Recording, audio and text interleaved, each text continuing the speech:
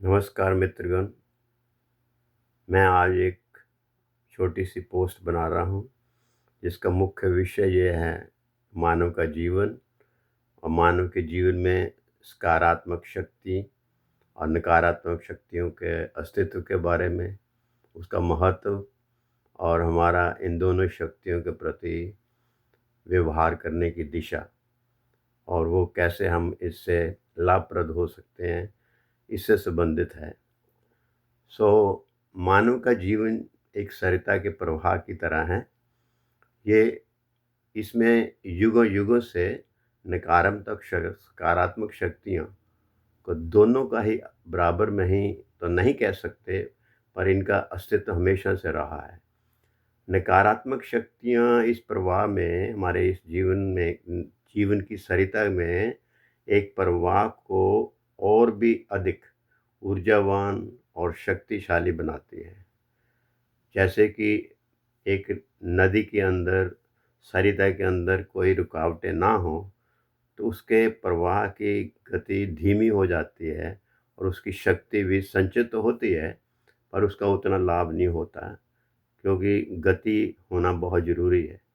इसी प्रकार से मानव के जीवन में भी अगर नकारात्मक शक्तियाँ ना हो तो हमारे को हमारे जो ऊर्जावान हैं होने के गुण हैं या हमारी अपनी सकारात्मक शक्ति का हमें कैसे प्रयोग करना है, इसका आभास नहीं होता।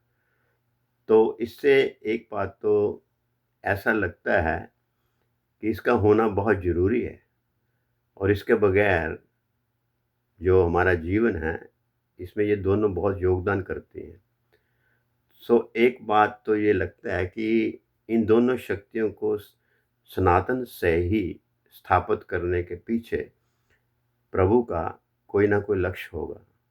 उसके बगैर ऐसा नहीं हो सकता है कि प्रभु को पता है और वो समय-समय के ऊपर सकारात्मक शक्ति और नकारात्मक शक्तियों के संतुलन बनाने के लिए भी मानवता को संदेश देने के लिए आते हैं। तो अगर जब भी कभी इन दोनों शक्तियों का संतुलन बिगड़ता है, उसका संतुलन जो है असंतुलन हो जाता है, तब आपने देखा होगा कि प्रभु किसी न किसी रूप से उसको संतुलन को दोबारा स्थापित करने के लिए पृथ्वी पे ऊपर अपना अवतार लेके काम करने के लिए एक उदाहरण स्थापित करके हमें दिखाते हैं। और ये जो बात है, हमने कई युगों-युगों से देखते आए हैं। कोई नई बात नहीं है। हर युग के बीच में ये दोनों शक्तियों के बीच में हमेशा द्वंद्व रहा है। कभी थोड़ा होता है, कभी ज़्यादा होता है और उसका कारण है इसके संतुलन होने का कारण जो है उसका प्रतिशत। कभी एक शक्ति ज़्यादा होती है, कभी दूसरी शक्ति होती है। इसके बाद जो मैं कह रहा हूँ, पूरा इतिहास इसका साक्षी है। इसलिए हमें जब ये ज्ञान हो जाता है, तो मैं ये कहना चाहता हूँ कि हमें कभी भी नकारात्मक शक्तियों के प्रति नकारात्मक भाव नहीं रखना चाहिए, बल्कि अपने मन में इसको स्वीकार करने का भाव रखना चाहिए कि इसका होना बहुत ज़रूरी है। और इस प्रकार से भाव रखते हुए, स्वीकार करते हुए, उसके विरुद्ध में हमें अपनी सकारात्मक शक्ति को नष्ट नहीं करना। हमें अपना निरंतर अपनी सकारात्मक शक्ति को बनाए रखना चाहिए। और अगर हम अपनी शक्ति को सकारात्मक में ना लगा के नकारात्मक शक्ति के विरुद्ध लड़ने में लगाएंगे बिना ज़रूरत के, तब हम अपने लक्ष्य हेतु अपने लक्ष्य को नहीं प्राप्त कर सकते। तो अपने लक्ष्य को सहायक मानकर हमें ये मानना चाहिए कि अगर जीवन में नकारात्मक शक्ति आती है तो वो मेरे लक्ष्य को आगे बढ़ाने में योगदान देगी।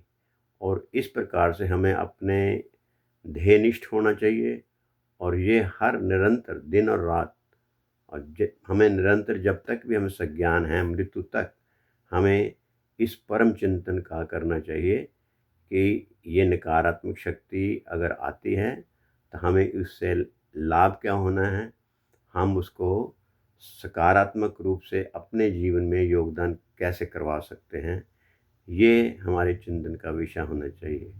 बस मैं इतना ही कहना चाहता हूँ और आपका बहुत-बहुत धन्यवाद कि आपने मेरे इस विचार को सुना और फिर मिलते हैं अगली बार किसी और विषय के ऊपर। आप लोगों का बहुत-बहुत धन्यवाद।